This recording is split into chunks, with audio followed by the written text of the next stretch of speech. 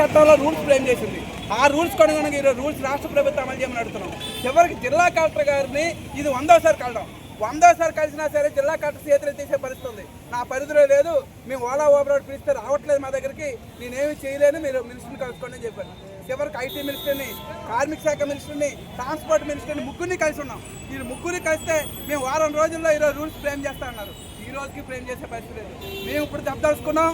రేపు భవిష్యత్తులో ఇదే ఎయిర్పోర్ట్ అంటున్నా ఏ మినిస్టర్ విశాఖపట్నం వచ్చినా సరే బయటికి రాకుండా అడ్డుకుంటాం.